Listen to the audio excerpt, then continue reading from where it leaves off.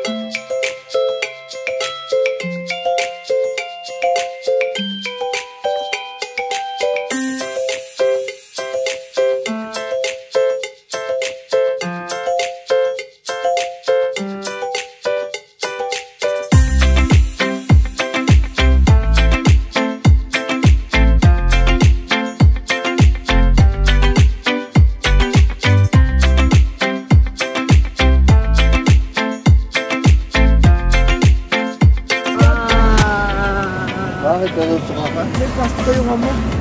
Sa bahay.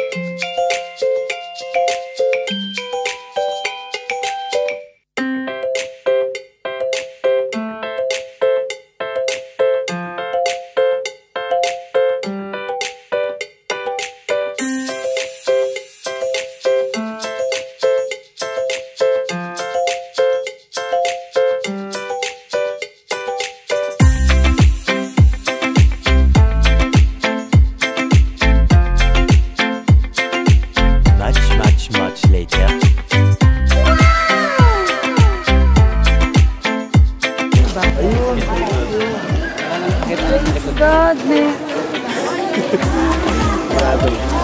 guys, dito na kami sa Igorot Stone Kingdom. Pasok na kami. Medyo umaambon siya. Uni meron na lang mapag-iwanan ng gamit dito. Iwanan muna namin yung mga gamit namin. Yan. Dito. Thank you, ate. Ang hirap kasi mag-picture pa. Iwanan natin yung mga gamit natin dito. Guys, we're here at Stone Kingdom.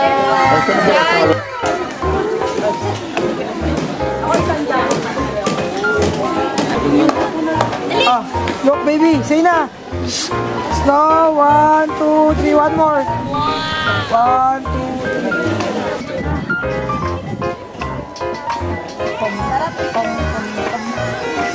3. Grabe dito, guys. Pag. Picture mo sila, love.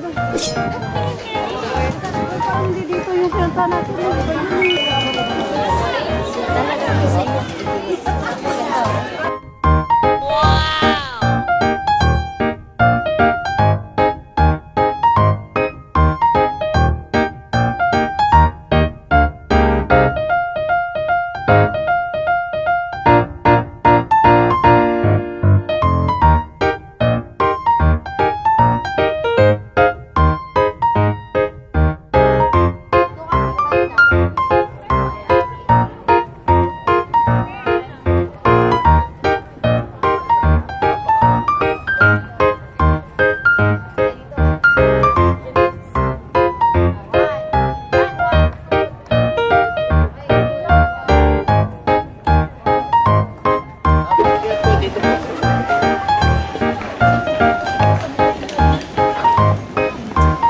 Ito siya, guys. Tayo sa top view. Sarap ako din.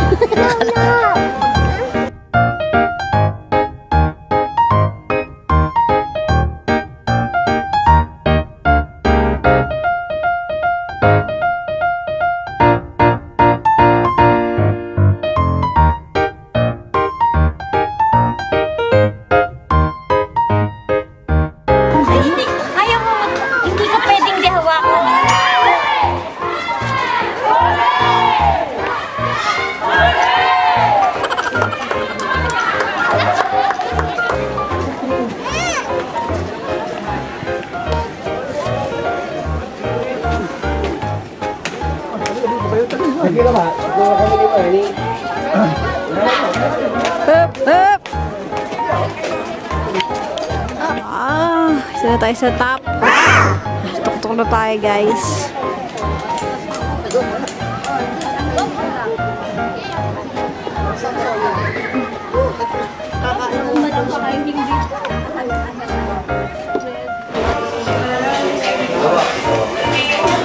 Grabe yung taas. Alula, guys. Alula.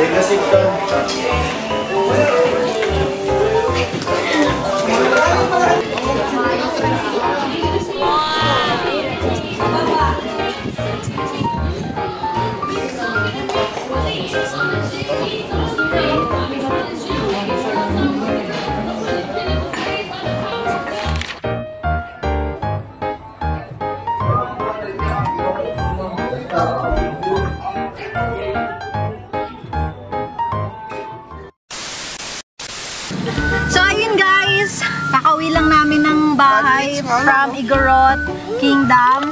At ngayon pupunta kami sa Diplomat Hotel. Ano ba? So nagkotse na kami dahil na-struggle kami kanina sa pagko-commute. May batang kumukuha ng vlog ko. Mag-ano ka? Mag-hi guys. Hindi ka left, diretso lang. Hi guys. Uy, mag-seatbelt ka, Buwis mo, bata.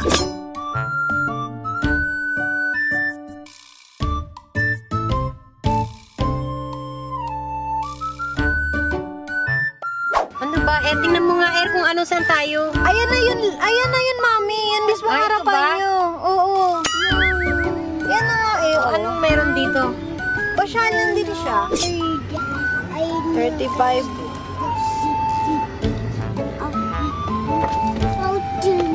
Stay here. Ilan kayo sa apo?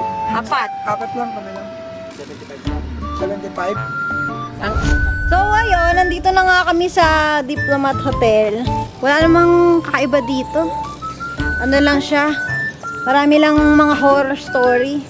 Pero wala mga kakaibang view. Mga ganto-ganto lang, ganyan. Yan. Yan, ito daw yung Diplomat Hotel, guys. Ayan. Pakita ko sa inyo.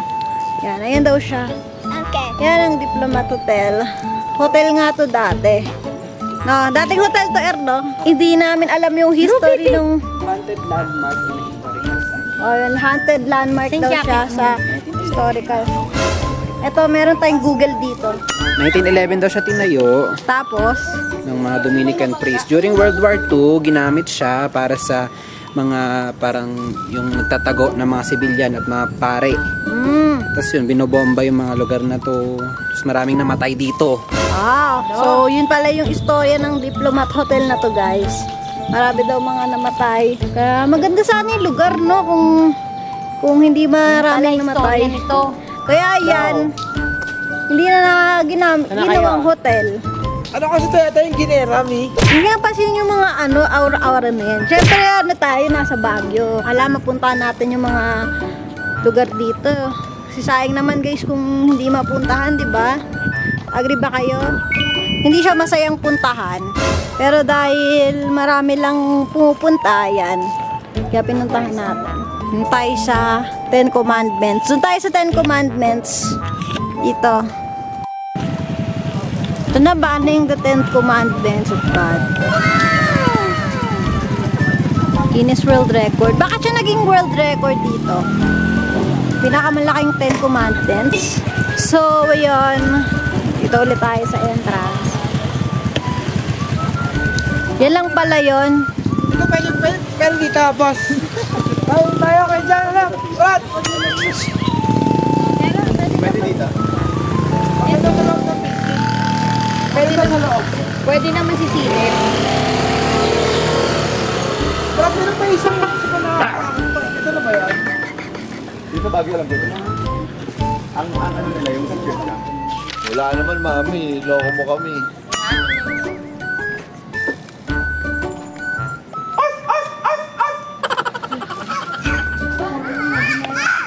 Ayun guys. Wala man ako nakikita ng medyo maganda rito. Picture lang sila. Picture tayo dito. Yan. Selfie. Okay. Layon, yun layon. Mami, dali. Picture. Moments later. So yan, yun na ulit kami guys sa apartment at naghihintay kami ng 7 PM para sa prayer meeting. At after ng prayer meeting, saka ulit kami maggagala. Ayan sila guys. Pahinga mode sila. Pahinga mode. At prepare sila para sa prayer meeting. Okay ba? Okay ba? Okay na okay? Good. Good daw, goods sa goods. I-congratulate natin si Leonora. Meron na siyang boss. Yay! Nakakapagsalita na. Meron na! Na-appreciate na natin yung ano niya, happiness niya. Na-express ko na yung exact. Yes! Pero kontak ko na yung pack. Yeah. Baka mamaya wala na. Oh, baka wag masyadong batiin. So yan guys, sisigaw na siya bukas. Medyo nakakabitin lang yung gala kasi pumangit yung ano eh. Yung ano, pumangit yung panahon. Umuulan-ulan kanina. Yan.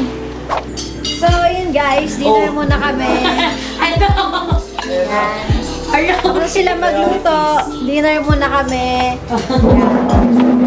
Tapos mamaya is magpa-prayer meeting, tapos gagala ulit. Ito yung mga niluto nila. Sila hindi wala na. Hindi, sabi ko talaga to. Okay. Pero pasensya ka na kung di masarap yung sinigang ha. Wala akong sinabi. Alam ko hindi ka na satisfy sa ano eh. Wala akong sinabi. Isuka naman dyan kung gusto mong mahasin. Pakilagyan nga ng kalamansi. So, ayan guys, katapos lang ng prayer meeting kanina. At eto nga, andito kami sa Night Public Market. At tulog na po yung baby ko, kaya kinarga na lang namin. At feeling ko wala naman kaming mabibili dito, no? Dahil tight lang ang ating budget. Pero, ayun lang, dahil sayang naman yung oras kung magtutulog lang tayo. Kaya, sumama na lang din kami. So, dito tayo sa Night Public Market. Nasa akin na? Laundry. Kahit pa laundry. dito ako.